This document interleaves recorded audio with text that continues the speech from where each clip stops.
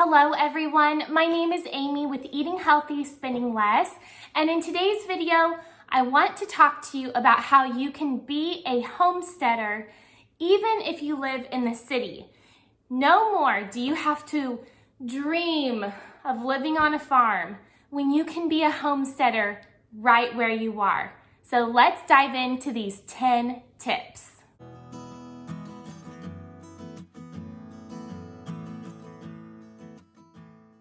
There will be a corresponding blog post to this video, so click the link down below and you can go more in depth with each tip. Tip number 1 on how to be a homesteader in the city is to live a simpler life. Living a simpler life is something that our family has really put forth in the last few years. Even before the pandemic, we simplified our life. We pulled back a little bit from putting our kids in too many extracurricular activities. We also decluttered our home. We eat at home more than we eat out. These are easy tips that we can put into practice to live a more simpler life. If every evening after dinner, you're able to sit in your backyard, watch your kids play or play with your kids and just listen to the birds, watch nature around you, then you are practicing a simpler life. If your home is not cluttered, you are practicing a simpler life because you don't have to have all of those popular gadgets in your home to live a wonderful, purposeful life. Time is fleeting, so enjoy your family and don't get caught up in all the hustle and bustle that a city life can bring you. Simplify your life. You will enjoy it so much more. Tip number 2, get out of debt. That's right. To live like a homesteader is to not only live more simple, but it's also to not have the weight of debt sitting on your shoulders. So about 4 years ago, we made the plan to get ourselves out of consumer debt. Now we still have our mortgage, and we do plan to pay it off early, but car payments, credit card payments, student loan debt, personal loan debt, it's all gone. And what a wonderful feeling it is to get paid each month and to decide where you want that money to go without having the weight of those debts on your shoulders. Tip number 3 on how to be a homesteader in the city is to grow a garden. I feel like this is the most visual example of how to be a homesteader in the city. So having a garden is a great way to give variety to your diet. And that's exactly what a garden did for a homesteader like our ancestors back in the day. In order to have variety of their diet, they grew a garden. And sometimes they grew a lot of one thing because then they could sell it, for instance, corn. And so not necessarily something that you have to do, but to have a garden in your backyard is a great way to just fill your family with great quality food. Because in the city, we have the modern conveniences of having grocery stores so close to us, we get used to just being able to run to the grocery store for anything that we need. But if you want to be a homesteader, then I want you to pull back from always thinking about running to the grocery store and think of what you can grow in your own yard to provide for your family. So we have some raised garden beds in our backyard, and we chose raised garden beds because our soil is not the best for a garden. We want it to be more of an organic garden. And so knowing what was grown on this land prior to becoming homes, we've decided we want raised garden beds.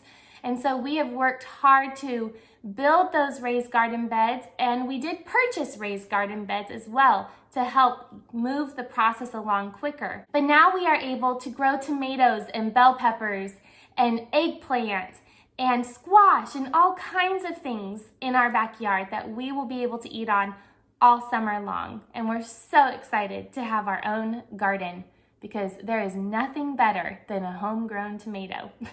Tip number 4, use it up, wear it out, make it do, or do without. That's right, because that is the mindset of a homesteader.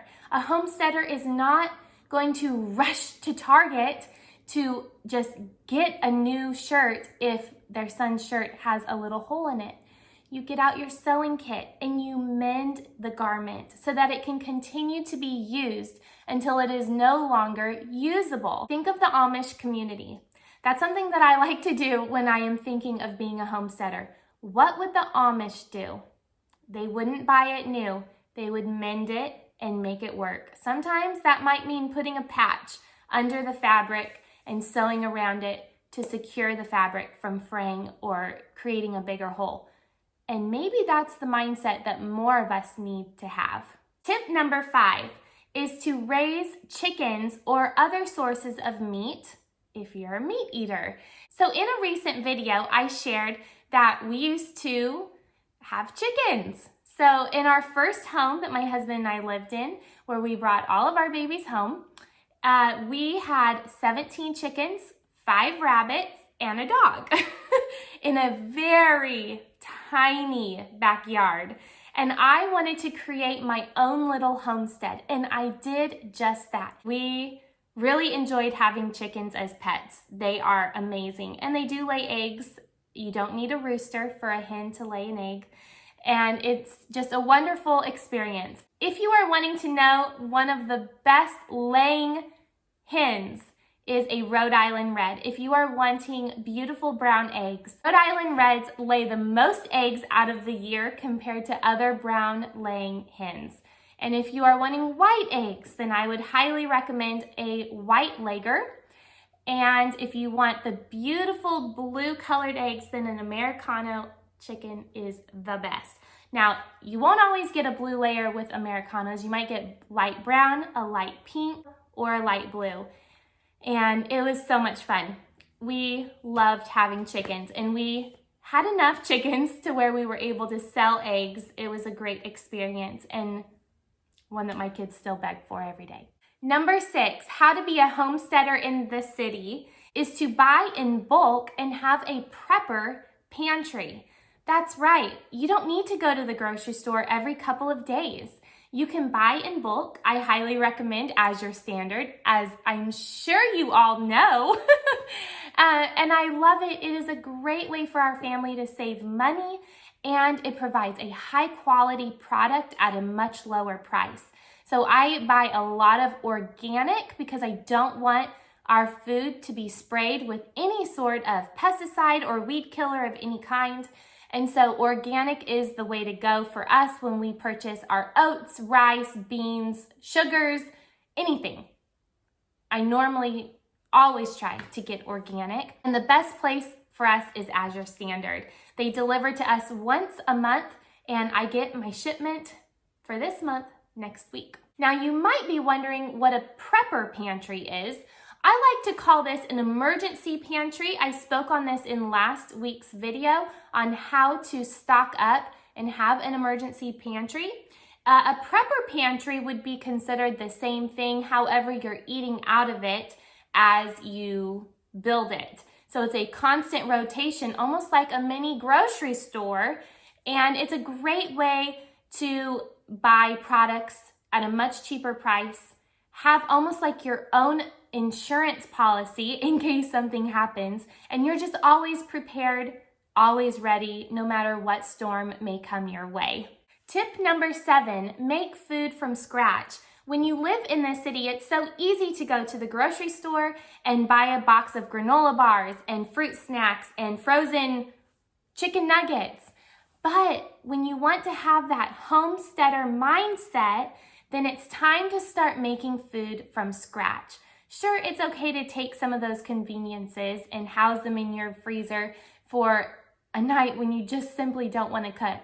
But 80 to 90% of the time, try to make all of your kids' food, all of your food, everything from scratch.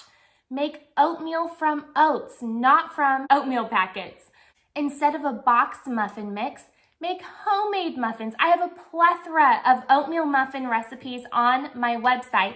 I'll leave a link for that down below as well. If you struggle with cooking from scratch, head to your local library and check out some cookbooks That is my favorite way to look at recipes. I get tired of being on my phone, and so I don't always want to look at recipes on my phone.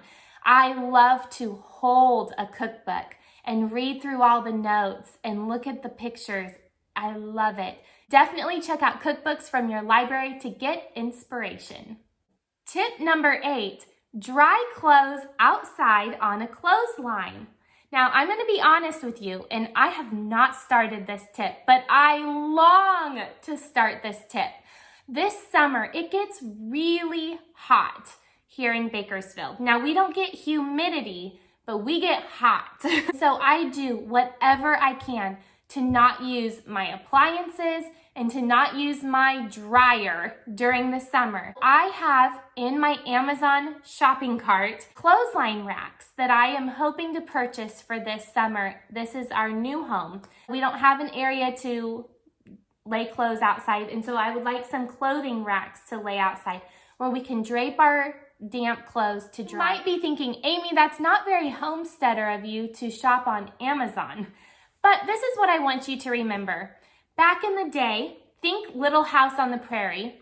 They would go to their general store and look through catalogs and purchase certain items. We don't have that option anymore. I do remember as a kid getting the JCPenney's catalog. It was like this thick, and I loved looking through it as a kid. But now we have a modern convenience of the internet. Amazon is like my general store.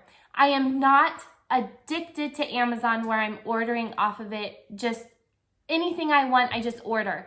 I am very strategic on what I purchase on Amazon. And these laundry drying racks have actually been on a wish list of mine for several months. And it is something that I am saving for. And I hope to be able to purchase a few for our backyard for the summer. Tip number 9 is to start a compost bin. Now this can be a stinky endeavor, but it doesn't have to be. If you want to waste less, take some of those kitchen scraps and start your own compost bin. This can be done in an old trash can, or because we live in modern day, there are very fancy rotating composter bins that you can purchase. Or just start a pile in your backyard, maybe fence it in, but it's going to take work because it's something that you constantly need to till to keep from just being super stinky. But a compost bin is great for your garden beds and it's great for the environment. So definitely look into having a compost bin if you are striving to be a homesteader. Last tip for being a homesteader in the city is to preserve food for out-of-season eating. Think Little House in the Big Woods from Laura Ingalls. I love this book, and it talks about how they would prepare their food from their garden for the long winter months, or how they would salt their meat and put it up in the attic for the winter. And I love this concept. So we have fruit trees in our backyard, I've shown you before, and we don't get enough for preserving. And so what I have done is I have found farms that are around our city. I like to go to those farms and purchase from them in bulk. So there's a peach orchard a couple hours from us. And this month, I'm so excited, we will be going up there to purchase bushels of peaches. And I will be preserving those peaches. I actually still have a couple bag of peaches from last summer that I need to use up, make some peach cobblers or peach oatmeal or something with them before we head up there to this peach orchard. I love the family. We've gotten to know them, and it's really inexpensive. So much cheaper than buying peaches in the grocery store, and they taste like heaven. So we will be purchasing at least 6 bushels of peaches and preserving them ourselves. We will freeze some. We will make peach jelly. We also like to make a nectarine sauce or a peach sauce for our pancakes. Last year we made peach salsa. That was really good. Have a food dehydrator so we could dry peaches. And we're just gonna do all kinds of things to preserve these peaches. And when you do that, you are preserving the nutrients. Now, some of that might die off, and that's just normal. It's so much more delicious to eat these peaches when they are in season. And those peaches in my garage deep freezer right now, I can tell you this, they are delicious. Definitely look into canning. If you're so scared of canning, it's okay. I used to be so scared too, but just buy the canner. And actually, I bought a canner off of, I believe it was Tractor Supply had the best price. So look into Tractor Supply for a canner. And then all of the canning equipment, it's so easy. Watch some videos on how to can and just start. I actually bought a book off of Amazon on how to can. I'll put a link for that below. I love this canning book, and I just love how everything is so sterile. I just feel like I'm doing it right when I follow this particular book. Well, I hope that these 10 tips inspire you that you can be a homesteader even if you live in the city. I know many of you probably dream of living on a farm, and maybe that's just not feasible for you right now. But you can practice being a homesteader right here in the city. I love living in the city, and I personally will probably never live on a farm, and I'm okay with that, because I am practicing these tips, well, almost all of the tips. And I am just so excited that I can be the keeper of my home, a homesteader, right here in the city of good old Bakersfield. Well, friends, I love making YouTube videos all about handcrafted recipes using fresh ingredients and everyday living. And don't forget, this girl is on a budget. I will see you all in my next video, friends. Bye-bye.